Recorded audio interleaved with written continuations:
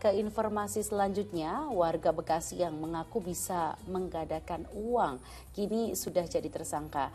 Selain diduga terlibat penipuan, ia juga dijerat pasal perlindungan anak karena ternyata menikahi istrinya ketika masih di bawah umur. Subhanallah.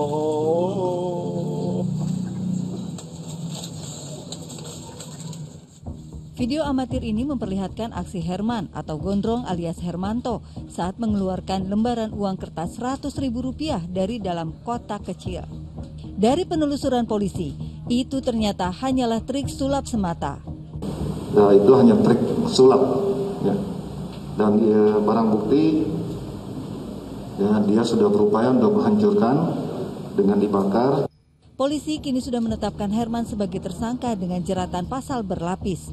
Selain dugaan penipuan dan penggelapan, ia juga diperiksa terkait menikahi istrinya ketika masih di bawah umur.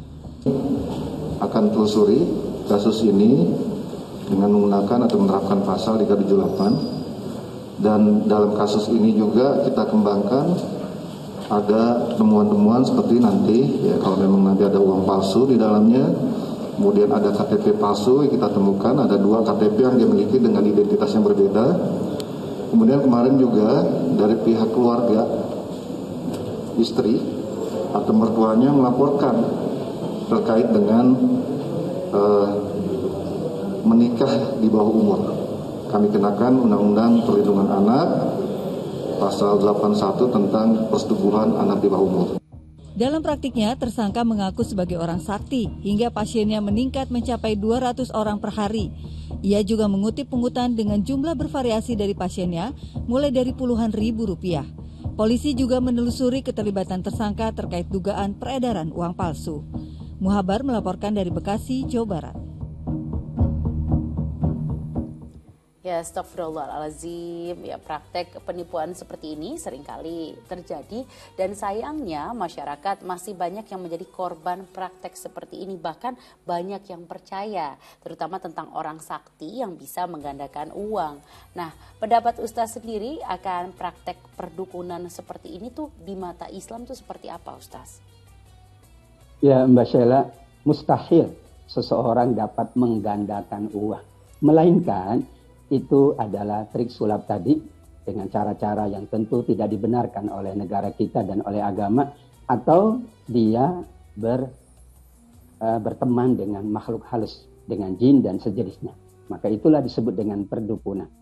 Manusia yang ingin menambah penghasilannya, ingin mendapatkan kelebihan rezekinya, maka Allah membuka pintu selebar-lebarnya untuk berusaha dengan cara yang halal. Ketika usahanya halal, insya Allah rizkinya berkah, Allah pula ridho. Namun dengan cara apapun, kalau itu adalah tidak halal, itu adalah haram, melalui perdukunan atau melalui penipuan, maka tetap nanti hartanya dikategorikan harta yang haram. Kalau harta itu dijadikan untuk makan, minum, maka nanti akan mempengaruhi keharamannya kepada keluarganya.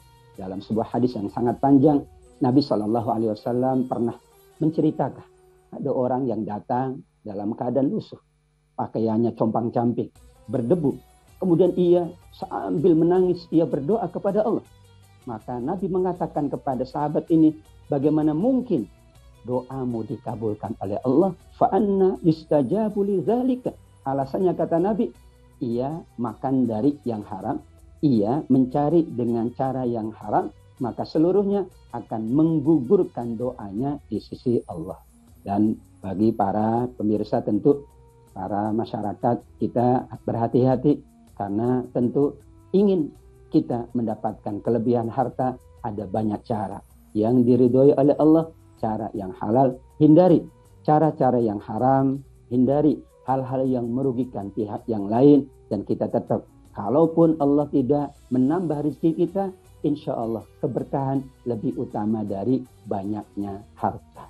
Ya, Ustaz, pelaku yang mengaku sebagai orang sakti ini bisa dikategorikan murtad atau gimana nih, Ustaz?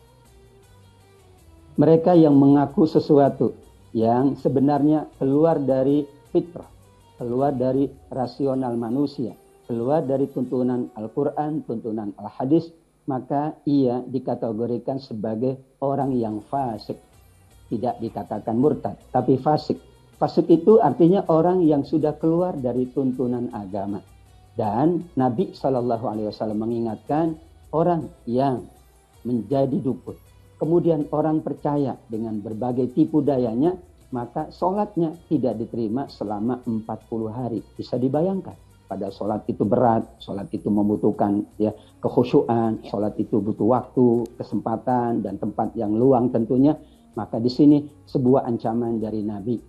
Mereka yang mempercayai saja dikategorikan demikian, apalagi mereka yang menipu manusia atau menggunakan cara-cara yang akhirnya orang percaya katanya sakti. Padahal di dunia ini tidak ada yang sakti. Yang sakti itu berarti dia menggunakan cara-cara yang keluar dari tuntunan Allah, tuntunan Rasulullah. Ya, baik-baik Ustaz.